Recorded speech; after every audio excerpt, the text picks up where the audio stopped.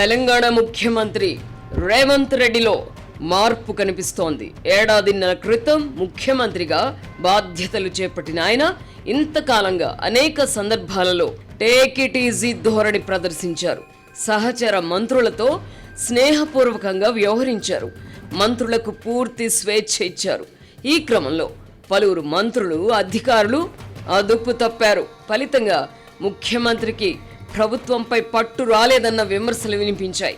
దీంతో రేవంత్ రెడ్డి ఇటీవలి కాలంలో మంత్రులు, శాసనసభ్యులతో కొంత నిర్మోహమాటంగా వ్యవహరించడం మొదలుపెట్టారు. పార్టీపై, ప్రభుత్వంపై పట్టు సాధించే ప్రయత్నాలు ప్రారంభించారు. ఈ మార్పు అకస్మాత్తుగా వచ్చింది కాదు. ముఖ్యమంత్రిలో ఈ తెగింపు రావడానికి కారణం ఏమిటి? ముఖ్యమంత్రిగా తన స్థానం పదిలం చేసుకోవాలని ఎందుకు నిర్ణయించుకున్నారు అన్న ప్రశ్నలు సహజంగానే తలెత్తుతాయి.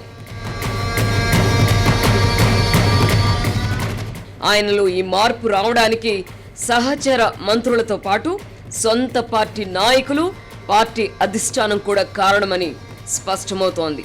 ముఖ్యమంత్రిగా ఆయనకు తగినంత స్వేచ్ఛ ఇవ్వకుండా కాంగ్రెస్ పార్టీ అధిష్టానం ఇబ్బందులు పాలు చేసింది. దీంతో ముఖ్యమంత్రి రేవంత్ రెడ్డికి, పార్టీ అధిష్టానానికి మధ్య అంతరం ఏర్పడిందన్న వార్తలు ప్రచారంలోకి వచ్చాయి. కాంగ్రెస్ అగ్ర నాయకుడు రాహుల్ గాంధీ ఆయనకు అపాయింట్మెంట్ కూడా ఇవ్వడం లేదన్న ప్రచారం కూడా జరిగింది. రేవంత్ రెడ్డి ఢిల్లీలో ఉన్న సమయంలోనే రాహుల్ గాంధీ ఆయనను కలుసుకోకుండా పిసిసి అధ్యక్షుడు మహేష్ కుమార్ గౌడ్ను కలుసుకోవడం ఈ వార్తలకు బలం చేకూర్చింది. ఈ క్రమంలో పార్టీ అధిష్టానానికి మళ్లీ సన్నిహితం అవడానికి ఆయన తన వంతు ప్రయత్నం చేశారు. దీంతో కాంగ్రెస్ అధిష్టానం కొంత మెత్తబడింది. అయితే అదే సమయంలో కొంతమంది మంత్రులు, నాయకులు పార్టీ అధిష్టానానికి ముఖ్యమంత్రిపై ఫిర్యాదులు చేయడం ఎక్కువైంది. పరిస్థితి ఎంత దూరం వెళ్ళిందంటే రేవంత్ రెడ్డి నాయకత్వాన్ని మార్చడం అవసరమని కాంగ్రెస్ అగ్రనాయకత్వం అభిప్రాయపడేలా చేశారు. ప్రతిపక్షంలో ఉన్నప్పుడు ఫైర్ బ్రాండ్ లీడర్లా వ్యవహరించిన రేవంత్ రెడ్డి ముఖ్యమంత్రిగా ఆ స్థాయిలో వ్యవహరించకపోవడం వాస్తవం. ఇందుకు అనేక కారణాలున్నాయి. వాటిలో కాంగ్రెస్ అధిష్టానమే ప్రధాన కారణం. కాంగ్రెస్ సంస్కృతిని అవగాహన చేసుకోవడానికి ఆయనకు కొంత సమయం పట్టింది. ముఖ్యమంత్రిగా అనేక పరిమితుల మధ్య పనిచేయవలసి వచ్చింది. అయినా కాంగ్రెస్ అధిష్టానం మనసెరిగి వ్యవహరించడానికి ప్రయత్నించారు రేవంత్. ఈ క్రమంలో ఆయన నాయకత్వ ప్రతిభపై నీలి నీడలు కమ్ముకున్నాయి. ముఖ్యమంత్రిగా ఉండి కూడా కొంతమంది మంత్రుల శాఖల్లో జోక్యం చేసుకోలేని విధంగా పార్టీ అధిష్టానం ఆరంభంలోనే ఆంక్షలు విధించింది.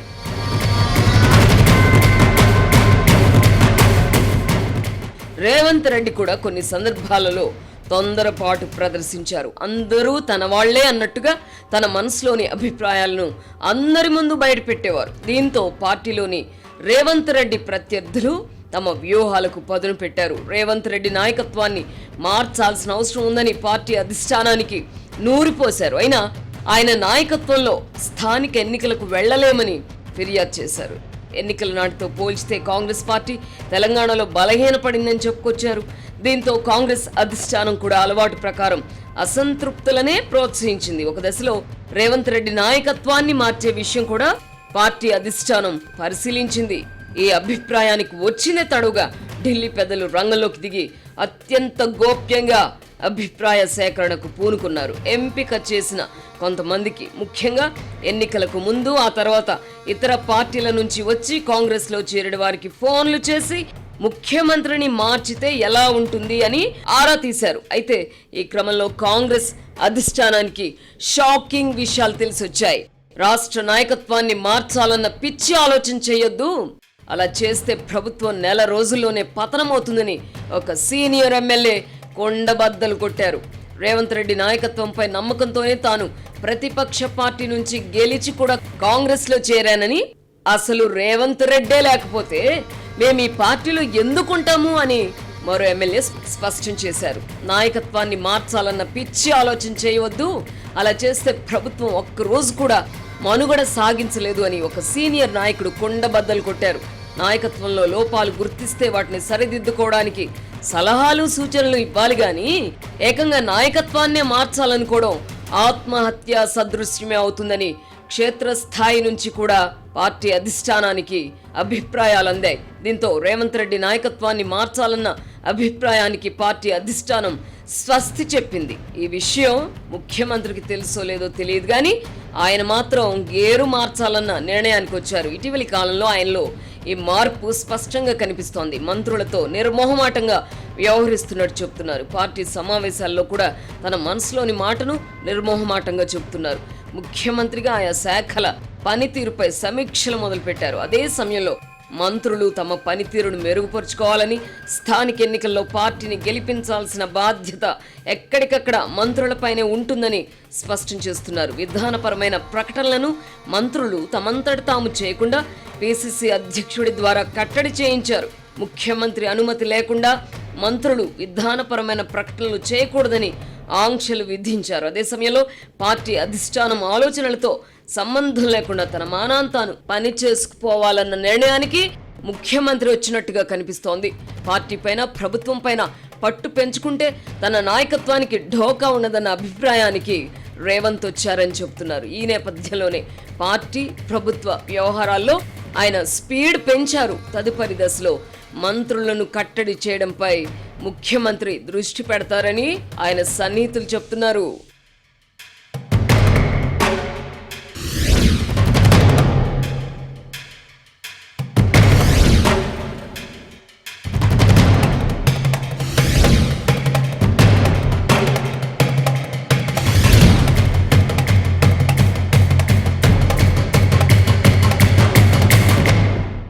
గేరు మార్చిన రేవంత్ రెడ్డి విషయం అలా ఉంచితే, జాతీయ స్థాయిలో కాంగ్రెస్ పార్టీ ఏమీ మారలేదని ఈ పరిణామాలతో స్పష్టమవుతోంది. పుష్కర కాలం క్రితం కేంద్రంలో అధికారంలో ఉన్నప్పుడు ప్రదర్శించిన పెత్తందారి పోకడలనే ఇప్పుడు ప్రదర్శిస్తోంది. నిజానికి ఇప్పుడు కాంగ్రెస్ పార్టీ జాతీయ స్థాయిలో కుంచుకుపోయింది. పలు రాష్ట్రాల్లో ఆ పార్టీకి ఉనికి లేదు. సమీప భవిష్యత్తులో కేంద్రంలో అధికారంలోకి వస్తుందన్న విశ్వాసం కాంగ్రెస్ శ్రేణుల్లో నానాటికి సన్నగిల్లుతోంది. ప్రధాని మోదీ రాజకీయం ముందు ఆ పార్టీ నిలబడలేకపోతోంది. ప్రస్తుతం కర్ణాటక, తెలంగాణ, హిమాచల్ ప్రదేశ్ రాష్ట్రాల్లో మాత్రమే కాంగ్రెస్ అధికారంలో ఉంది. అది కూడా స్థానికంగా బలమైన నాయకులు ఉండడం వల్లనే అక్కడ పార్టీ అధికారంలోకి రాగలిగింది. కర్ణాటకలో అధికారంలోకి రావడానికి భారతీయ జనతా పార్టీ యడ్యూరప్పను దూరం పెట్టడం ఎంత కారణమో, కాంగ్రెస్ సిద్ధరామయ్య నాయకత్వంలో ఉండడం కూడా అంత కారణం. తెలంగాణలో కాంగ్రెస్ అధికారంలోకి రావడానికి రేవంత్ రెడ్డే ప్రధాన కారణం. అప్పటి ముఖ్యమంత్రి కేసీఆర్ నియంతృత్వ పోకడలతో తెలంగాణ ప్రజలు విసుగు చెందారు. అయితే కాంగ్రెస్, బీజేపీలో ప్రత్యామ్నాయ పార్టీగా దేన్ని ఎంచుకోవాలో తేల్చుకోలేని స్థితిలో తెలంగాణ సమాజం ఉండింది. ఈ దశలో కాంగ్రెస్ నాయకత్వ పగ్గాలు చేపట్టిన రేవంత్ రెడ్డి రాజకీయంగా విజృంభించారు. అదే సమయంలో బీజేపీ రాష్ట్ర నాయకత్వం మారడం కూడా కాంగ్రెస్కు లాభించింది. ముఖ్యమంత్రి పదవి చేపట్టాలన్న తన లక్ష్యాన్ని చేరుకోవడానికి ఇదే అదనుగా భావించిన రేవంత్ రెడ్డి ఎన్నికల్లో అమీతుమీకి సిద్ధపడ్డారు. ఎన్నికల ఖర్చు కోసం అందిన చోటల్లా అప్పులు చేశారు. కాంగ్రెస్ పార్టీ సంస్కృతికి ఆయన కొత్త అయినప్పటికీ ఎన్నికల్లో పార్టీ విజయం కోసం ఒంటి చేత్తో పోరాడారు. ప్రజలు కూడా కేసీఆర్కు ప్రత్యామ్నాయాన్ని రేవంత్ రెడ్డిలో చూసుకున్నారు. ఫలితంగా ఏడాదిన్నర క్రితం జరిగిన ఎన్నికల్లో కాంగ్రెస్ పార్టీకి 65 స్థానాలు లభించాయి. అభ్యర్థుల ఎంపికలో పార్టీ అధిష్టానం ఒత్తిళ్లకు తలగ్గకుండా ఉండి ఉంటే కాంగ్రెస్ పార్టీకి 70కి పైగా సీట్లు లభించి ఉండేవి. కాంగ్రెస్ విజయం సాధిస్తే రేవంత్ రెడ్డి ముఖ్యమంత్రి అవుతారన్న అభిప్రాయం సర్వత్రా వ్యాపించింది. అయినా ముఖ్యమంత్రి ఎంపికపై కాంగ్రెస్ లెజిస్లేచర్ పార్టీ అభిప్రాయాలు సేకరించారు. ఈ సమావేశంలో ముఖ్యమంత్రి పదవి కోసం పోటీ పడిన ఒకరిద్దరితో పాటు వారికి మద్దతు ప్రకటించిన 5-6 మినహాయిస్తే మిగతా వారందరూ రేవంత్ రెడ్డి నాయకత్వాన్ని బలపరిచారు. 2004లో వైఎస్ రాజశేఖర్ రెడ్డికి ఎటువంటి అనుకూల వాతావరణం ఉండిందో రేవంత్ రెడ్డికి కూడా అటువంటి సానుకూల పరిస్థితి వచ్చింది. అయినా ముఖ్యమంత్రి ఎంపికలో కాంగ్రెస్ అధిష్టానం కొద్ది రోజులు తాత్సారం చేసింది. ముఖ్యమంత్రిగా రేవంత్ రెడ్డిని ఎంపిక చేసిన మంత్రివర్గం కూర్పులో ఆయనకు స్వేచ్ఛ ఇవ్వలేదు. మంత్రులుగా ఎవరిని తీసుకోవాలో, వారికి ఏ ఏ శాఖలను కేటాయించాలో కూడా పార్టీ అధిష్టానమే నిర్ణయించింది. అదే సమయంలో మంత్రులకు పూర్తి స్వేచ్ఛ ఇవ్వాలని వారి శాఖల్లో జోక్యం చేసుకోవద్దని షరతు విధించింది. అయినప్పటికీ ముఖ్యమంత్రి అవ్వాలన్న కోరిక ఫలించిన సంతోషంలో రేవంత్ రెడ్డి ఇవేవి పట్టించుకోలేదు. ప్రభుత్వాన్ని ఏర్పాటు చేసిన తర్వాత మంత్రులు, పార్టీలో సీనియర్లను సమన్వయం చేసుకోవడం రేవంత్ రెడ్డికి తలనొప్పిగా మారింది.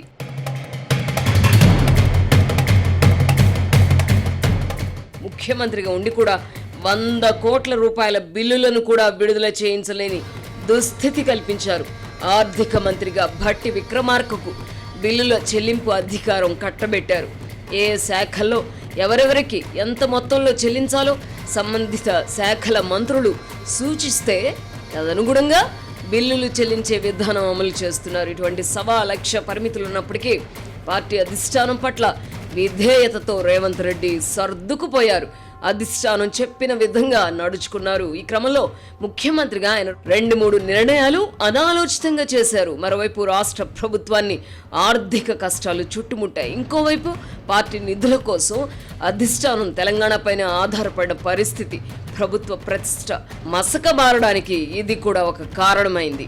ఈ నేపథ్యంలో రాష్ట్ర నాయకత్వాన్ని మార్చాలన్న ఆలోచన అధిష్టానానికి రావడం పలువురిని దిగ్భ్రాంతికి గురి చేస్తోంది. పార్టీ పగ్గాలు జాతీయ స్థాయిలో సోనియా గాంధీ చేతికొచ్చాక ఢిల్లీలో సామంతరాజులు ఎక్కువయ్యారు. కేంద్రంలో అధికారంలో ఉన్నప్పుడు రాష్ట్ర నాయకత్వాలపై అంతులేని పెత్తనం చేశారు.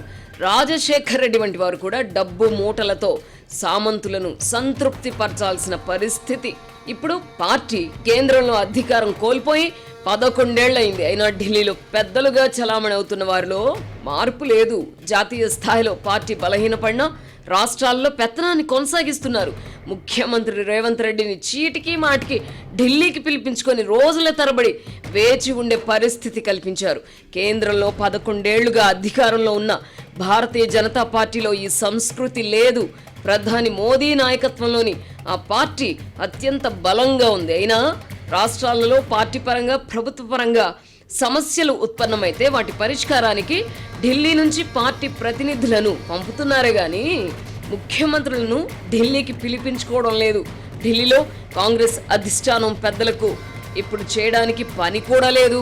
అయిన దానికి కాని దానికి ఆ 2-3 ముఖ్యమంత్రులను కూడా ఢిల్లీకి పిలిపించుకుంటున్నారు. ఇటువంటి ధోరణులను విడనాడకపోవడం వల్లనే జాతీయ స్థాయిలో కాంగ్రెస్ పార్టీ పరిస్థితి మెరుగుపడడం లేదు. గతంలో వలె రాష్ట్రాలపై పార్టీకి పట్టు ఉండడం లేదు. అయినా ఢిల్లీ నుంచి పెత్తనం చేయాలని అనుకుంటున్నారు. రాష్ట్రాలలో బలమైన నాయకులు ఉన్నప్పుడు జాతీయ స్థాయిలో కాంగ్రెస్ బలంగా ఉండింది. జాతీయ స్థాయిలో పార్టీ బలపడాలంటే రాష్ట్రాలలో పటిష్టమైన నాయకత్వాలను అభివృద్ధి చేసుకోవాలన్న ప్రాథమిక సూత్రాలను విస్మరిస్తున్నారు. ఒక్క మాటలో చెప్పాలంటే కాంగ్రెస్ పార్టీ ప్రస్తుత దుస్థితికి ఆ పార్టీ అధిష్టానమే కారణం. ఈ నేపథ్యంలో దాదాపు దశాబ్దం తర్వాత తెలంగాణలో అధికారంలోకి రాగలిగాం అన్నది విస్మరించడంతో పాటు అందుకు కారణం ఎవరు అన్న వాస్తవాన్ని విస్మరించి 1.5 ఏళ్లకే నాయకత్వాన్ని మార్చాలన్న ఆలోచన చేయడమే వింతగా ఉంది. అయితే పార్టీ అధిష్టానం ఆలోచనలతో సంబంధం లేకుండా రాష్ట్రంలో తన నాయకత్వాన్ని పటిష్టం చేసుకోవాలన్న ఆలోచనకు ముఖ్యమంత్రి రేవంత్ రెడ్డి వచ్చారని ఆయన సన్నిహితులు చెప్తున్నారు. ఈ క్రమంలోనే ఆయన కరకుగా వ్యవహరించాలన్న నిర్ణయానికి వచ్చారట. ఏది ఎలా జరగాలని ఉంటే అలా జరుగుతుంది, ఇకపై నా స్టైల్లోనే ముందుకు వెళ్తాను అన్న నిర్ణయానికి రేవంత్ రెడ్డి వచ్చారని చెబుతున్నారు. ఫలితమే ఇటీవలి కాలంలో ఆయనలో మనం చూస్తున్న మార్పు.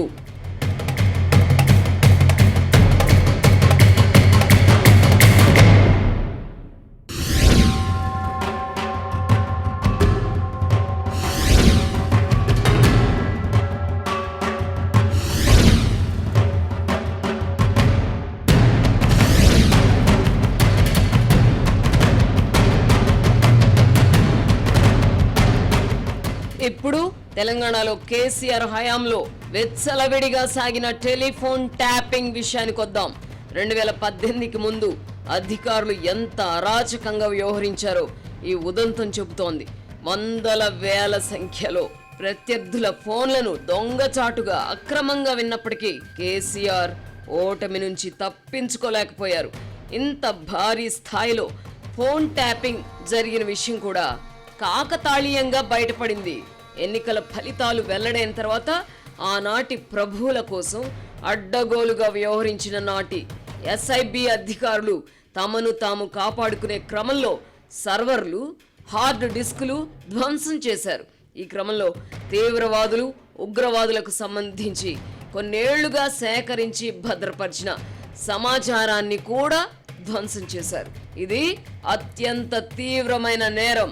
దీంతో ప్రభుత్వ మార్పిడి తర్వాత ఎస్ఐబి అధికారుల ఫిర్యాదుతో కేసు నమోదైంది. తీగ లాగితే డొంక కదిలినట్టు 2018 ఎన్నికలకు ముందు వెచ్చలవిడిగా ఫోన్ ట్యాపింగ్ జరిగిందని వెల్లడైంది. నేరస్తులు ఎన్ని జాగ్రత్తలు తీసుకున్నప్పటికీ ఎక్కడో ఒక చోట పొరపాటు చేస్తారు అన్నట్టుగా నాటి ఎస్ఐబి చీఫ్ ప్రభాకర్ రావు బృందం సర్వీస్ ప్రొవైడర్లకు పంపిన మెయిల్ విచారణ అధికారులకు లభించింది. దీంతో ఎవరెవరి ఫోన్లు ఎంతకాలం దొంగచాటుగా విన్నది వెలుగులోకి వచ్చింది. ఈ దురాగతానికి వివిధ స్థాయిలలో అనుమతించిన అధికారులందరికీ ఈ నేరంతో సంబంధం ఉన్నట్టే. అమల్లో ఉన్న నిబంధనలకు విరుద్ధంగా వివిధ స్థాయిల్లో అధికారులు గుడ్డిగా అనుమతించారు. ఫోన్ ట్యాపింగ్ అరాచకానికి నాటి ముఖ్యమంత్రి కేసీఆర్ కు అత్యంత విశ్వాసపాత్రులైన ఆయన సామాజిక వర్గానికే చెందిన అధికారులు ప్రభాకర్ రావు, ప్రణీత్ రావు, రాధాకృష్ణారావు వంటి వారు పాల్పడ్డారు. మునుగోడు ఉప ఎన్నికలో ప్రత్యర్థి పార్టీ అభ్యర్థులకు నిధులు అందకుండా కట్టడి చేయడానికే విచ్చలవిడిగా ఫోన్ ట్యాపింగ్ చేయించి అధికార పార్టీ గెలుపుకు సహకరించిన ప్రణీత్ రావు అనే ఇన్స్పెక్టర్ కు యాక్సిలరేటెడ్ ప్రమోషన్ ఇచ్చి డిఎస్పీగా నియమించుకున్నారు ప్రభాకర్ రావు. అప్పటికే పదవి విరమణ చేసిన ఆయననే ఎస్ఐబి చీఫ్ గా నియమిస్తూ నాటి ప్రభుత్వ ప్రధాన కార్యదర్శి సోమేష్ కుమార్ అడ్డగోలుగా జీవో ఇచ్చారు. మరో రిటైర్డ్ అధికారి రాధాకృష్ణారావును టాస్క్ ఫోర్స్ డీసీపీగా నియమించారు. వీళ్ళందరూ చట్ట విరుద్ధంగా వ్యవహరించి కేసీఆర్ సేవలో తరించారు. ఫోన్ ట్యాపింగ్ జాబితాను ప్రతి 6 నెలలకు ఉన్నత స్థాయిలో సమీక్షించాలి. ఈ కమిటీకి ప్రభుత్వ ప్రధాన కార్యదర్శి నేతృత్వం వహిస్తారు. ఏ ఏ సందర్భాలలో కాల్ డేటా సేకరించవచ్చు, ఫోన్ ట్యాపింగ్ చేయవచ్చో అన్న విషయమై కేంద్ర ప్రభుత్వం స్పష్టమైన నిబంధనలు విధించి రాష్ట్రాలకు పంపింది. అయినా నాటి ప్రభుత్వ ప్రధాన కార్యదర్శి శాంతికుమారి నేతృత్వంలోని కమిటీ ఇవేవి పట్టించుకోకుండా గుడ్డిగా ఆమోదించింది.